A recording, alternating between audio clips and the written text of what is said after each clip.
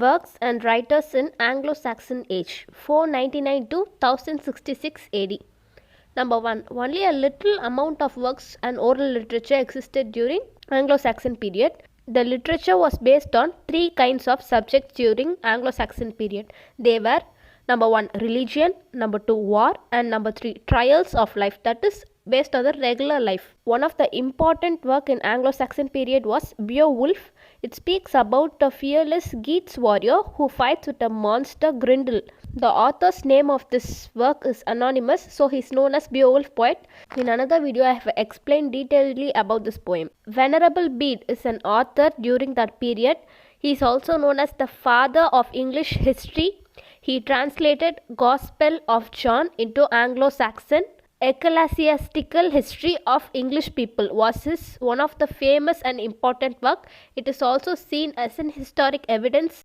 Author Cadamon's name is also mentioned in his work. Cadamon, he is one more important author in the age of Anglo-Saxon. He was taken to Hilda by the monks as he sang beautifully without even learning poetry. He had more interest in singing even though he didn't learn poetry. Works like Genesis, Exodus, Daniel are said to be written by him, but it is a doubt. There is no clear proof that he has written those works. Judith is also his work. It speaks about a Jewish widow who kills Assyrian general to save her town from invasion. Another important author is Cynulf. Mostly Cynulf and Cadamon are mentioned together. Cynulf gets matter from the Bishop of Rome, Saint Gregory the Great. He is the saint of the Rome from September 3, 590 till his death. Gregory sent Saint Augustine to spread Christianity. Some of the works of Cynulf are signed with his name and some are not. His signed works are The Faiths of Apostles, Eileen is about the mother Eileen's search for cross, and Constantine's vision of the rood. Rood means the cross. Then Juliana. The next work is The Christ. It is divided into three parts. First is Advent, Ascension and Judgment. The Christ is mentioned or seen in Alfred Lord Tennyson's Crossing the Bar. His unsigned poems are Andreas. It speaks about Saint Matthew who is rescued by Saint Andrew.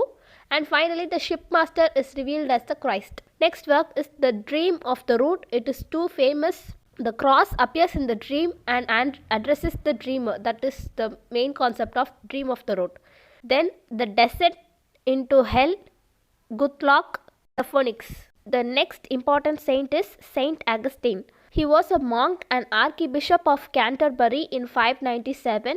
He was the founder of the English Church. He converted King Ethelbert to Christianity. King Alfred the Great. He is the important king in the Anglo-Saxon period.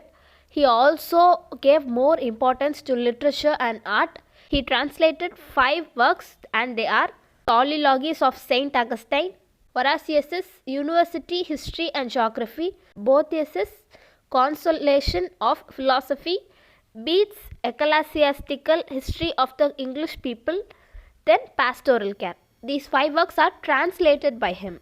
Anglo-Saxon Chronicle is a collection of annals in Old English period in a chronological order. It was created during King Alfred's reign in 9th century in Wessex. Anglo-Saxon Chronicle is dated from Julius Caesar's invasion in 5th century and continues till 1154 till King Stephen's death. Mostly the records are from 60 BC. The name of the author Cynulf and Cynherd is mentioned in that Anglo-Saxon Chronicle. It is also considered as the historic evidence to know what has happened in Anglo-Saxon period. The Exeter book. It is the collection of a lot of anthologies together during 10th century. The author is unknown. The Exeter book was given to Exeter Cathedral by Bishop Leofric and it was the largest Old English literature. I'll mention only some of the important poems in that book. They are The Deer's Lament. The Deer's Lament is a 42-line poem. It has an elegiac theme, complaints of a minstrel who after years of service has been supplanted by a rival.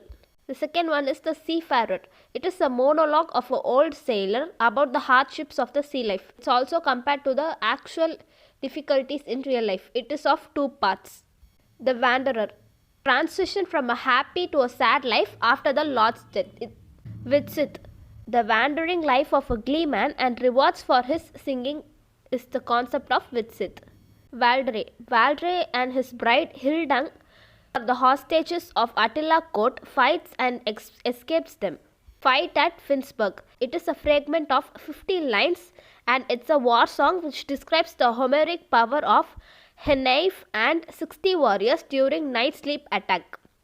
It's a kind of war poetry. Subscribe to Literature Goals.